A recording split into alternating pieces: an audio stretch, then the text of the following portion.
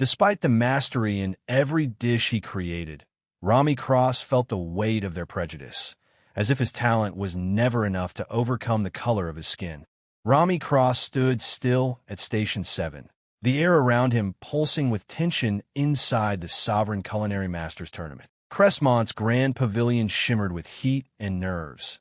2,000 spectators packed shoulder to shoulder, TV crews on every angle, judges perched like monarchs on thrones. Stainless steel counters stretched like silver runways, lit by spotlights that scorched more than just skin. T-36. Rami looked like he'd been carved from oak and fire. His black chef's coat, faded and worn, bore the scars of years in southern kitchens. Grease spots near the collar, sleeves rolled past his elbows, hands nicked and seared. He didn't strut or boast. He moved with the grace of experience and the silence of a man used to being ignored. This was the Culinary Super Bowl. Competitors flew in from Seoul, Cape Town, Madrid, and Vancouver. Rami had taken the long road from Crestmont's West End, a place where soul food was passed down like scripture. And now, here under the white glare of national judgment, he was an outsider on trial. The first round was open dish. Rami went back to his roots. No caviar, no nitrogen fog. Just cornbread-crusted catfish with collard green slaw, the kind his mother made after Sunday church, the recipe passed down like gospel. The catfish came out golden, crisp to a delicate crunch, the inside soft and flaky. The slaw was sharp with apple cider vinegar, honey cut, and hand-chopped like his grandma used to do, with a steel bowl at her lap. He plated it clean. A slab of fish, a pile of slaw, steam rising like a southern hymn.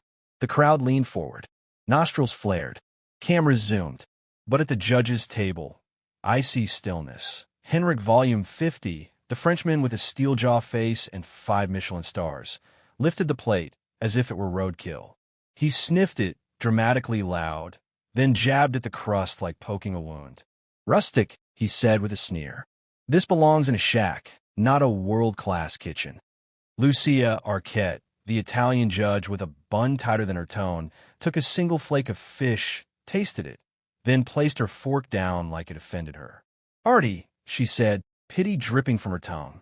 "But crude. This is not refined cuisine. It's a farmer's supper."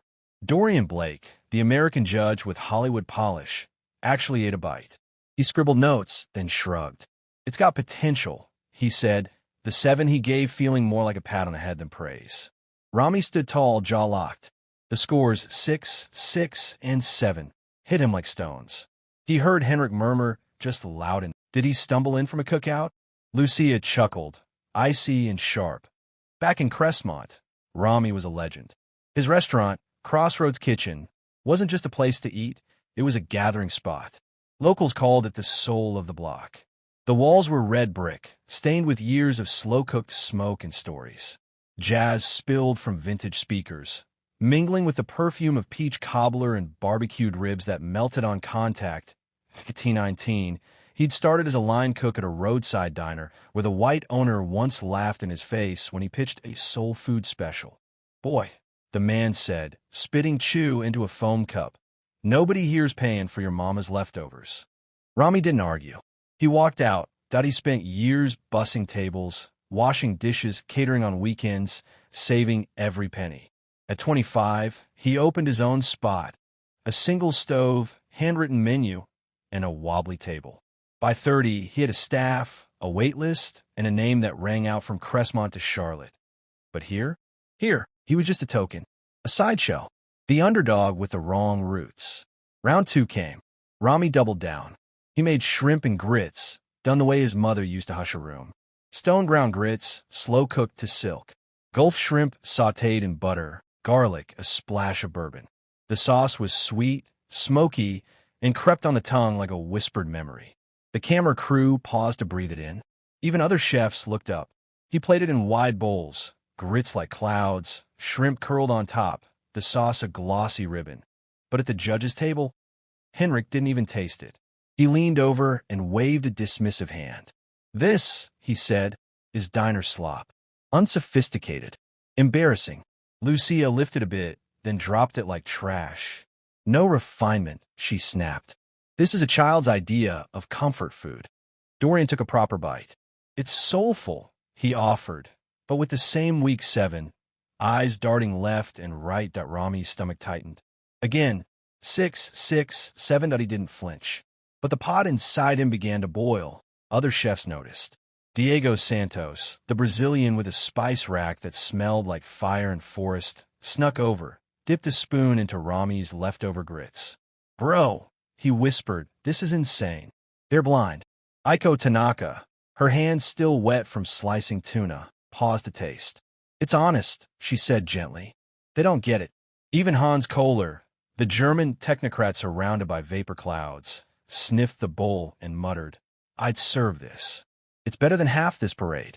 Rami nodded, tight-lipped. "Guess my food's not shiny enough." But inside, he wasn't joking. He was remembering. The nights his mama scrubbed offices barefoot, her knuckles raw. The teacher who told him he'd never be more than a dropout. The way diners looked past him to ask the white cook how the ribs were made. He had cooked to prove them wrong. And now, they were trying to erase him. Rami Cross stood in the kitchen, the weight of the moment pressing down on him. This was it, the final challenge.